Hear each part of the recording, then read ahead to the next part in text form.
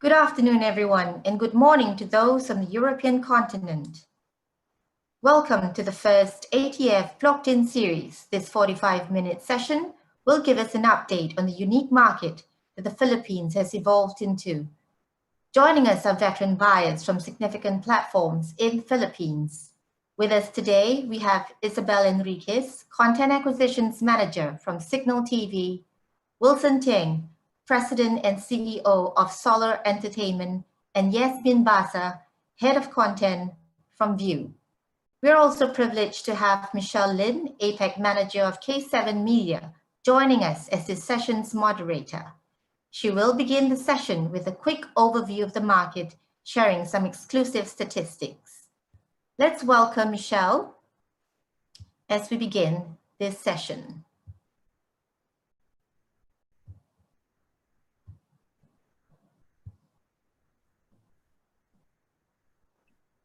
Hi everyone, I hope you are all well and welcome to this ATF plug-in sessions. In these 35 minutes, we are going to tap into the market of the Philippines. My name is Michelle and I'm the APAC Manager of K7 Media. We are the TV research consultancy company based in Manchester, UK. So in the first 5 minutes of this session, I will present to you our latest survey on the buyers in the Philippines. We have got in touch with local buyers on the ground, and here is our findings. Next slide, please. According to the survey, the highest demand finished tape genre is drama series. 61% of the buyers want drama, some specified romantic comedies, and those series that can relate to young professionals are in demand. 25.3% want films, and the kids takes up around 7.8%. Cignal TV, for example, is looking for more kids programs following the finding of their audience survey. The rest is factual programs such as wildlife and variety shows, each takes up to around 2.85%. Next one. Amongst those buyers who have shown interest in adapting unscripted formats, factual entertainment is the most popular one. This includes travel, design, food, and fashion. Game show is the second most popular genre in this country. The rest are quite evenly distributed, namely reality or reality competition, shiny floor singing, dancing, and talent shows. Next slide.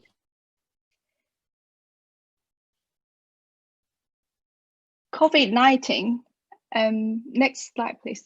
Yes, COVID-19 has impacted the advertisement industry, and therefore an expected drop of TV acquisition is witnessed here.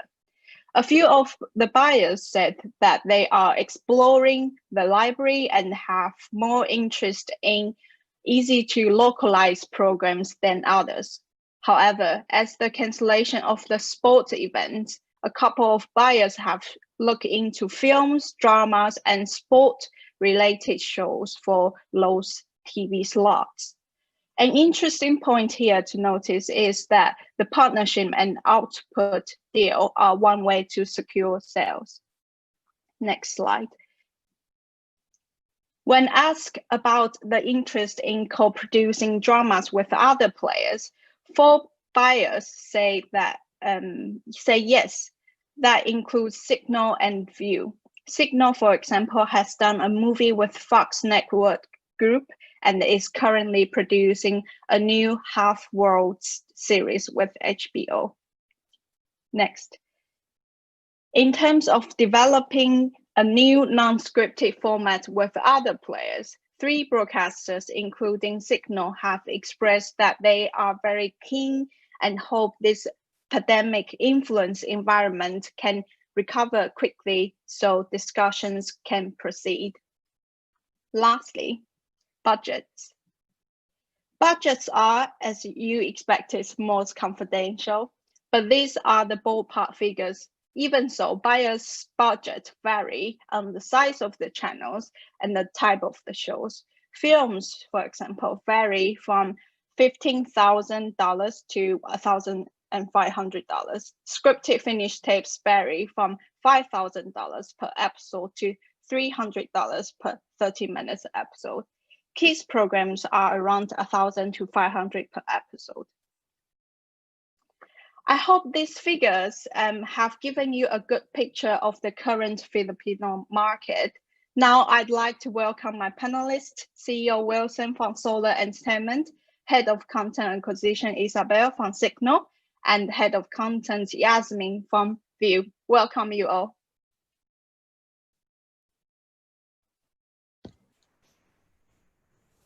Shall we start with Isabel, please? Hi, Isabel. Hi, Michelle. Hi. Before we jump to the first question, can you quickly introduce the channels you are buying for and what's the positioning and branding and the viewership look like? Well, aside from our pay TV channels, I would like to introduce shortly our company first. So Cignal TV is actually the #1 pay TV satellite provider in the Philippines.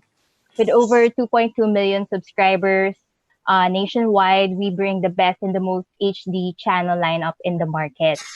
So we also recently launched our own OTT application called Cignal Play. It's a TV everywhere solution, which is a value-added service to our existing subscribers. But it is also offered as a standalone, where users can directly subscribe to it. So right now, all the offerings are linear, and we do have our own VODs. But we plan on adding more exclusive channels and as well as VODs to it. As for the channels, we actually have 7 pay TV channels right now that we own and operate. So there are 2 news channels, 1 News and 1 PH. 1 News is our English news channels that caters to the ABC market. This is where the breaking news are. We also partner with international news outlets for the foreign news on this channel. While 1 PH is a teleradio channel that caters more to the C2DE market. So we also have 2 sports channels. So one is PBA Rush, which is a Philippine basketball channel, so 24/7 PBA. And then 1 Sports Plus, which brings viewers the ultimate sports content. So this is where we air PGA exclusively. We have WWE on this channel. We have some local volleyball events that we also air here. And then we also have a local drama channel called Sari Sari. It's a joint venture with Viva, and all shows are locally produced. And then we have Colors. Colors is our female skewed lifestyle channel. It caters to young moms, and we promote co-viewing on this channel. So we air lifestyle series or some movies for the moms, and then we also have a branded kids block for the kids to enjoy. And then the last one is One Screen. This is actually a new channel that we recently launched on Cignal Play exclusively. But it will also soon be available on pay TV. So One Screen is a scripted entertainment channel that provides a mix of movies and series. Some are acquired content, which we will dub in Tagalog. So the target is both male and female C2DE market. And then lastly, we have our 2 free-to-air channels, TV5 and One Sport. Our team also handles the acquisition for those channels. For TV5, we will be moving away to the channel being a sports channel and make it a more general entertainment channel that caters to the C2DE market. Yeah, thank you very much for sharing. So as we can hear that you manage so many different channels catering to different age group, different genders. So so my first question to you is, how does a newcomer enter Filipino market in order to sell successfully?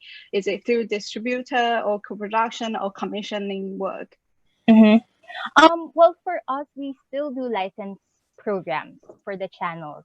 we do acknowledge that we should focus more on local production because it opens a lot more possible revenue for us. And that is why we're very keen on doing co-production. But of course, it's a longer discussion. It may be more expensive. It depends on what kind of programs the partner has, or you have to develop scripts both parties will agree on. So there's just a lot of element to it. So I think distributing your programs is still an effective and easier way to enter the market. I think we still have the appetite for it. We just have to choose very carefully on what we acquire, what kind of programs, and of course the budget of the broadcasters. So Yes. Okay. Thank you very much. So our second guest today is Wilson Tieng, the President and CEO of Solar Entertainment. Wilson, can you also briefly introduce your channels too? Yes, thank you. We are Solar Entertainment Corporation, and we believe that we're the largest content provider in Southeast Asia, bringing the finest and quality content to the Filipino audience for 26 years. ETC channel is a leading female entertainment channel and free-to-air that caters to the interests of modern women, ranges from 18 to 45 years old, from A, B, and C market. The sports channel, Solar Sports Channel, is a pioneer sports channel that provides action-packed content from the local scene to the world stage, skewed male market ages from 18 to 45 years old. In Jack TV, your go-to online brand for the awesome and creative side of You, caters to male and female ages 16 to 45 years old. We're a network that pioneer in elevating entertainment to a global standard. Today, Solar continues to widen its programming to meet the demands of the emerging audiences through the three major channels, ETC, Jack TV, and Solar Sports. The network that documented Manny Pacquiao's rise to fame and telecast its biggest fight of his career, which is the Floyd Mayweather and Manny Pacquiao fight in 2015. We also supported and aired the 2016 Miss Universe pageant in Manila. We also had begun the craze of same day as the US airing for popular series. The network also brought in NBA, the basketball games, live for 19 years. We also have the biggest TV properties in recent years, such as UFC, WWE, Glee, the Ellen DeGeneres Show, World Cup of Pool, FIBA, American Idol, and so on. Thank you. Thank you. I'm going to ask you the same question so the viewers will know what's your take on it. So how does a newcomer enter the Filipino market, to you? Yeah, well, we still buy from foreign markets. So we still attend foreign markets from time to time to source our programming. But the theatrical side, we have a movie side that also produces shows or I mean movies. And we have done 2 co-production with Japan, namely with Fukuoka and Saga. So we did 2 movies.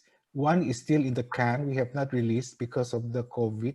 One we released several years ago, which went around the festival circuit, so to Toronto and all these other film festivals. So I guess, yeah, for a starter, for me, I still believe in the going through a sales company or distribution company. But we are evolving. We're starting to look at co-production deals as well.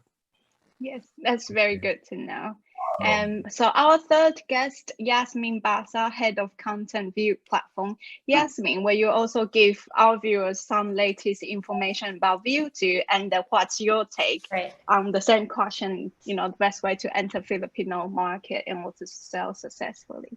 Okay, thanks, Hun. So basically for View, I've been there for quite a while and I help out with acquisitions. From a micro and macro level, because as you know, we're available in quite a lot of territories now. We only started in 2016 in a very few places, but we've really expanded in a very good way with a very good strategy. We started silently with not a lot of marketing, but honestly, what I'm proud of is that without all those ATL ads, people know us because of word of mouth, which is amazing. Now we're available in Southeast Asia, but not just there. We're there in the Middle East. We've opened in South Africa, which is actually doing very well. In this country, obviously, we're known for everything Korean. And I think that would have to be corrected soon because, as you know, we are there in the Middle East, we're there in Africa, where the appetite is really not just for Korean. It's just because our strategy, whenever we come in, we're not always going to think about Hollywood, but we have to think of our annoying term. Since 2006, this has been a buzzword, but it's true. It's global. So it's a global market that would watch everything else, but they still have this local taste. So our strategy for Southeast Asia is obviously Korean, which is doing spectacularly well. But you could see us, if you go to the service, you would see a lot of other content. Like you would see Filipinos there, you would see Indonesian, you would see a lot of Malaysian. So anyway, enough of that. The good thing too with View is that we have been first in really thinking about, thing is, given the fact that when we launched, we'd say we want to concentrate on the emerging market and we know the capability of people. So for us to be able to make this not just a habit, but to really be part of a people's day, we will not overly charge you the moment you come in. You will always have a choice to keep it for free for a long time. And of course, you also have a choice to subscribe. One pride that View has is also our simulcast episodes, meaning when you're watching a Korean episode somewhere in Korea last night, it could be available as soon as the next day or maybe a 48-hour window. So that's a good thing that we have. And just to know that that kind of service is really available to our subscribers. So anyway, with your question, let me first answer you on a micro level because we're talking here about Philippines. Yes. So you're asking how a newcomer would enter a Filipino market in order to have success. Okay, I would say for a region like this, which serves 100,000 more population in country, there's also opportunity for global distribution because as you know, we are like the biggest exporter of manpower in the Middle East, which is really huge. In the US, which you have permanent residents already of like 3 generations, which is serious. My biggest advice, because this is what I see whenever I buy content, and this is how a new content provider would enter. I would really suggest to work with the big studios first. Like if you have a co-branding deal, if you have co-production and co-distribution deal with companies like Star Cinema of ABS-CBN or Viva, I see smaller studio with maybe 8 titles of films who would work close with these guys. They really monetize it well because why? When you give a distribution right to these guys would go to the biggest marketplaces. So this is like for all you newbies out there, don't be shy to talk to Boss Vic or to Star Cinema because they're always welcoming you guys to work together.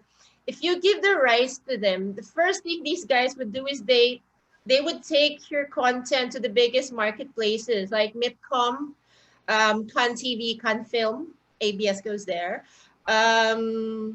They take it to ATF, of course, every year, and to the most relevant marketplaces. This is what you guys would need for your sales. Because once if you're the genius for good content, you let these other guys do the sales and marketing for you at no cost to you.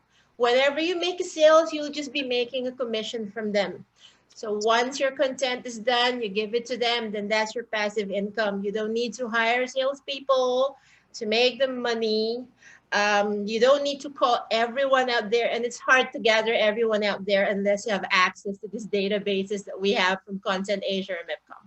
So that's the biggest advice on the micro level, because I know there'll be a lot of filmmakers here and content providers who will be attending. It's like, what's the best way? Just talk to those studios. They'll be there to help distribute your content. And you'll just be paying them their residual whenever you make a sale. So that's what I have on a macro level. But basically, distributors always a big thing to do. And again, co-production could also mean a distribution deal anyway, because these co-producers also have this sales for distribution. It's a good way to make your first content fly, because if you're making, for example, your first movie, which is always how I see content providers break through. When someone would say, I want to make content, they're not going to go like, oh, I'm going to make this TV series with 100 episodes. No, it's not how it starts. It always starts with one film, and then it becomes TV, and it becomes something else. So I think the most viable model for people like you, if you have your creative genius, is always to, go partner with a bigger studio.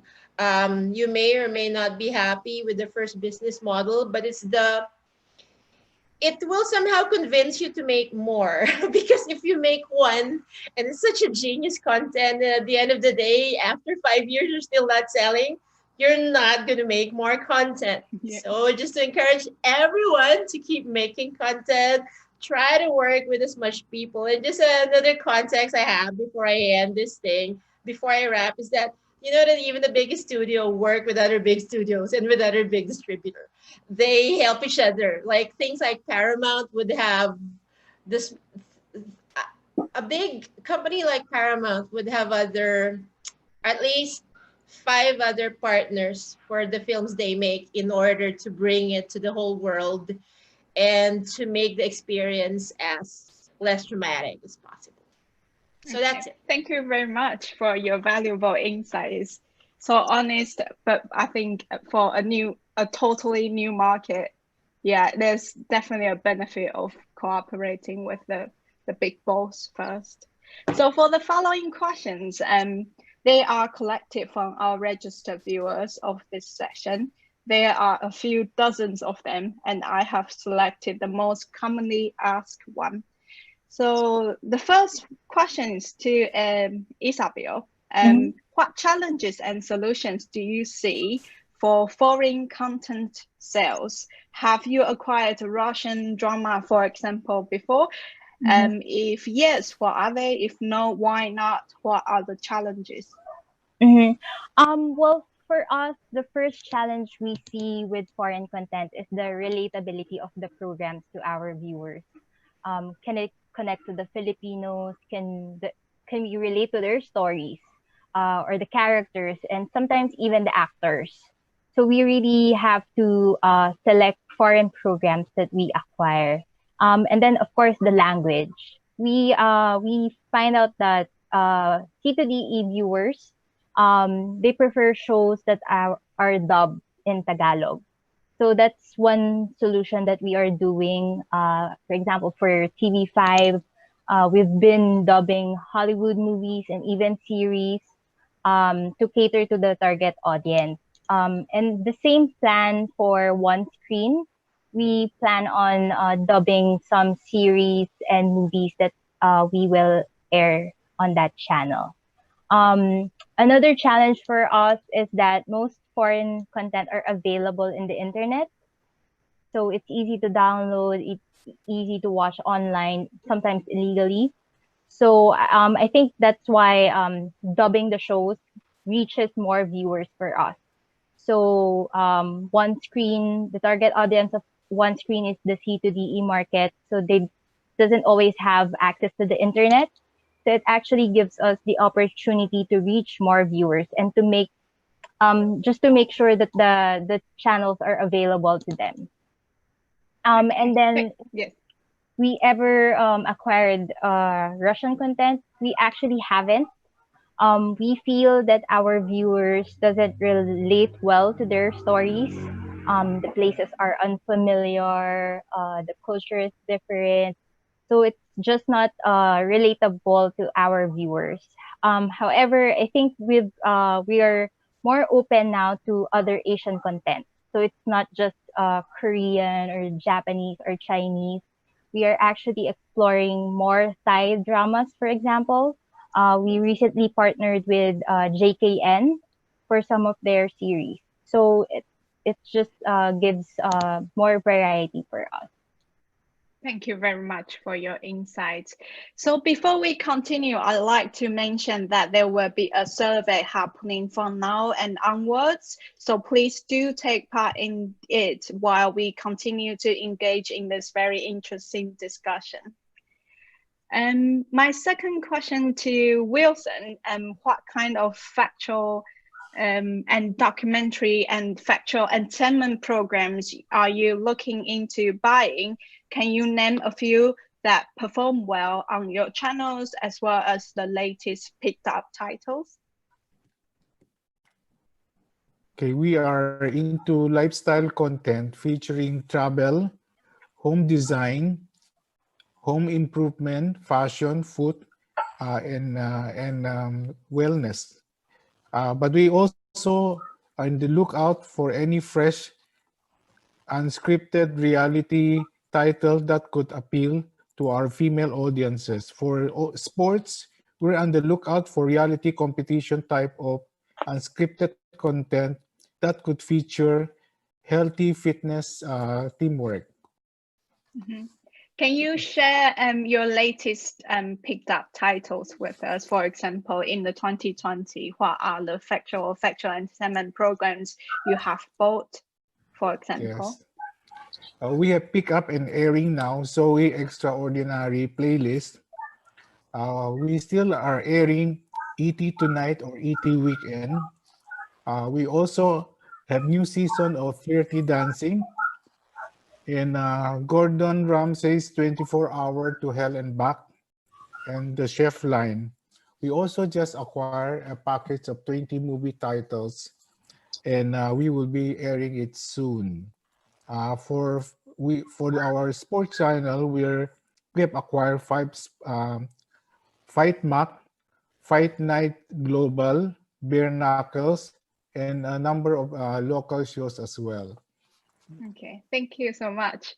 So Yazmin, what is View's appetite for premium dramas, and have you considered, for example, Spanish, Turkish dramas, and what are the challenges on foreign dramas from these countries? Okay, as you know, View really capitalizes on drama because when we started with the Korean drama strategy, that's what gave us a really heavy female market, which is, I guess, okay, because they're the ones who have all this time to really binge watch too. And like with this demographic of really young girls who like Korean dramas up to stay-at-home moms and busy career women, you will see View here in the region, which is heavy in Korean and some Chinese dramas, of course. But to answer your question, because in other territories where you could see View, if you go right now in the Middle East and you check out View from someone's app, the answer is yes. With Russian dramas, we have quite some of that already. Because given, for example, look at a territory like Middle East, which is so close to Europe. It's like 6 hours away by plane. Definitely there's that influence. They get exposed to all this European content. That's why, yes, we have this available. And definitely we have like those really good Turkish dramas now. Like people are saying that Turkish dramas like probably Turkish or Thai is like the next Korean. But just to give you a context in the Middle East, Turkish drama is already the Korean for Middle Easterns. Mm-hmm. They make quite a sizable amount, and always the episode is quite a lot. Yeah, we have acquired Turkish dramas for Middle East, of course, and we have the Russian, French content. Actually, we have that available and curated in our Africa service. For Spanish, I was actually excited quite a lot for that because in the 90s, this region was big on Spanish dramas. We're still about to tap that because right now you could see that Thai content would be at a more urgent need when it comes to what people want to see.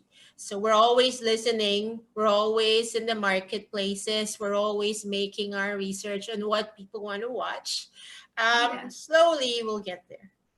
Yeah, I guess for now your audience base is quite kind of determining what kind of drama you're buying, but you are always open if the audience grow toward that area more and more, and then these are the possibilities. Definitely. Thank you. And so Isabel, what kind of animation do Filipino kids prefer? Is it non-dialogue, pure entertainment, or e-learning? And if it's animation programs, what are there? Any examples? I think the preference of what kind of animation kids like depends on the channel's target age range.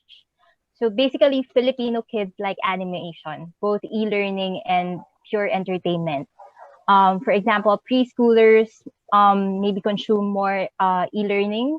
On the other hand, older kids would prefer pure entertainment, sometimes anime, right? So it really depends on your target. For callers, for example, because we promote co-viewing with their parents and the target is the preschoolers, we do air e-learning kids animation on that channel. On the other hand, TV5 airs more kids animation that is pure entertainment so that it could reach more viewers for us. We do have animation shows from Disney. We are working with Warner Media and Rainbow for some of the animation shows. We are also partnered with Zumu for their for a block on colors. So it's really a mix of both pure entertainment and e-learning kids content. Thank you. And my third question to you, Wilson, what sort of formats work best for delivery? Is it high HD, 4K, what kind of length? And is editing rights to suit the market a huge factor in the decision process? We still air in SD, so standard. So so because it's free to air, but for cable, I believe there are some channels that can do HD, but we're still using the SD type of broadcast. Now for editing, unless it is issue with the censor board or the Movie Television Review and Classification Board, we don't touch the content. And we are English, our channels are English channel. So it's original language. So no problem with editing. Yes. So for example, if it's a non-English program that requires subtitling or dubbing, how much this factor deter you from buying the programs? For television, definitely we're English. We've never bought any foreign language. But I forgot to mention that we have a theatrical site which we distribute a lot of foreign language movies like Thai movies, French movies, and we have co-production deal with Brillante Mendoza, the award-winning director. So we have released most of his movies that won prizes in Cannes Film Festival, like Best Picture and also Best Actress for Jacqueline Jose for Mar Rosa, which won in the recent Cannes Film Festival. And I think she's the only Southeast Asian woman to win the award. So, but we buy a lot of English language for movies, for theatrical releases. So not Korean, but French. A long time ago we released a title called Amélie, which is also an award-winning film, and I have my own film festival locally, because I handle two festivals. I handle the Metro Manila Film Festival, which is Christmas, and I also handle the Sinac Maynila, which is my own. So Brillante Mendoza and I founded this festival. So we invite a lot of filmmakers all over the world to showcase their products in our festival. And we do the same thing. Our products also get invited, our output also get invited to different festivals like Tokyo Film Festival. We have a tie-up with them, and also with Toronto Film Festival, and of course Cannes Film Festival, and so on and so forth. All the first-year film festival. Okay, thank you so much, Wilson. My last question to Yazmin: what kind of programs genre from Japan and South Korea attract the most Filipino viewers? Heavily drama, I would say. I would say drama and variety, actually, because to be honest, for almost 2 years, Running Man, the Korean variety show, did so well. But you can't expect that to always trump drama. Sometimes some hit like that would emerge, one hit, and it would be there for like a year or two, but then it takes time before another one of them would ever be drama. It always will be drama among the viewers here, because whether it's Filipino or any other genre, I think drama really sells here. Okay, thank you. Thank you so much, my guests, for sharing so much first-hand insights with us, and thank you all for listening, everyone. Don't forget to tune in at 5 p.m. Singapore time today. That's in about 24 minutes, as ATF takes on another session and delves into the market of Indonesia. See you then. Thank you. Take care. Bye. Cheers. Bye.